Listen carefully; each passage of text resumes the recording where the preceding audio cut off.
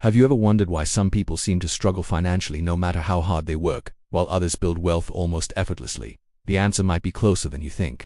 It's often not about luck, but about the small everyday habits that shape our lives. Today, we're going to uncover the 10 habits that secretly attract poverty, and most importantly, I'll show you exactly how to replace them with habits that build a foundation for prosperity and financial freedom. To stick around, because the last habit is the one that trips up most people, and changing it could be your biggest breakthrough. First up, habit number 1, the blame game. It's so easy to blame the economy, your boss, your family, or your upbringing for your financial situation. If only this, or if only that. This mindset, while common, is incredibly disempowering. It puts you in the passenger seat of your own life. The prosperity habit to replace this is taking radical ownership. Instead of blaming, ask empowering questions. What can I do right now to improve my situation? What skills can I learn to increase my value? How can I create my own opportunities?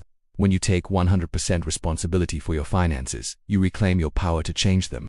It's a fundamental shift from being a victim of circumstance to becoming the creator of your own financial destiny. Let's move on to habit number 2, fearing money. Do you ever feel anxious when you think about your finances? Do you avoid looking at your bank account or opening bills? This is a classic sign of a fear-based relationship with money. You might have grown up hearing that money is the root of all evil, or that rich people are greedy. These subconscious beliefs make you push money away. The replacement habit is to cultivate a positive money mindset. Start seeing money for what it is, a tool that can provide security, create opportunities, and allow you to make a bigger impact in the world. Read books about wealth creation, listen to podcasts from successful entrepreneurs, and surround yourself with messages that frame money as a positive force for good. Celebrate your financial wins no matter how small. Habit number 3 is a big one, instant gratification. We live in a world of buy now, pay later. That new phone, the designer clothes, the fancy dinner, it's all just a click away. The problem is, this constant need for immediate reward is the fast track to debt and financial stress. You're essentially stealing from your future self to please your present self. The powerful alternative is to practice delayed gratification.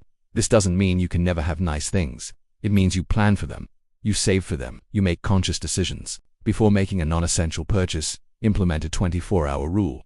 Wait a day. If you still want it and it fits your budget, great. But you'll be amazed at how often the urge simply disappears. This single habit builds financial discipline like nothing else. Next up, habit number 4, neglecting financial education. Would you try to fly a plane without any training? Of course not. Yet, so many of us navigate the complex world of finance with little to no education. We leave school knowing about history and science, but not about budgeting, investing, or compound interest. Relying on chance or vague advice is a recipe for disaster. The prosperity habit is to become a lifelong student of personal finance. You don't need a degree in economics. You can start today, for free.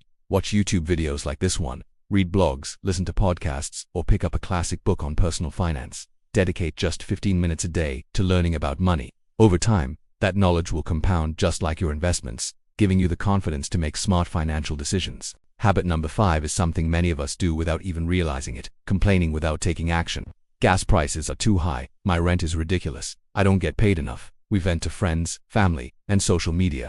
While it might feel good for a moment, complaining is passive. It's a release of energy that could have been used to solve the problem. The proactive wealth-building habit is to channel that frustration into solutions.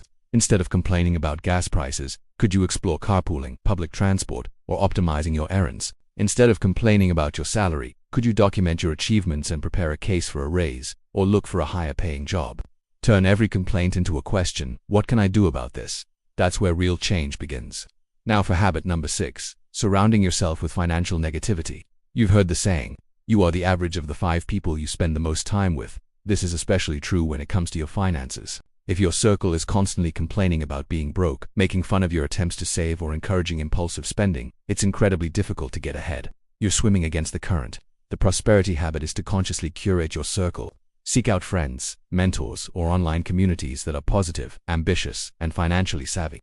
Find people who talk about investments, business ideas, and personal growth, not just the latest sale or celebrity gossip. Their mindset will rub off on you, lifting you up and inspiring you to reach higher. Habit number 7 is a sneaky one, an all-or-nothing approach to saving. People often think, I can't save much, so what's the point of saving at all? Or they create an impossibly strict budget, fail within a week, and then give up completely, often overspending to compensate. This perfectionism is a huge barrier to progress. The wealth-building alternative is to embrace small, consistent actions. It's not about saving thousands of dollars overnight. It's about building the habit. Can you save $1 a day? Can you automate a transfer of just $25 from every paycheck into a savings account? The amount is less important than the consistency. Small, automated savings build momentum and prove to yourself that you *a saver. Over time, these small streams flow together to become a mighty river. Let's talk about habit number 8, having only one source of income. For generations, the standard advice was to get a good, stable job and stick with it. In today's economy, relying on a single paycheck is one of the riskiest financial strategies you can have. A layoff, an illness, or a company downsizing could wipe out your entire financial foundation in an instant. The prosperity habit is to diversify your income streams. This doesn't mean you need to quit your job and start 3 businesses tomorrow. Start small. Could you turn a hobby into a small side hustle? Sell items you no longer need. Do some freelance work online in your field of expertise.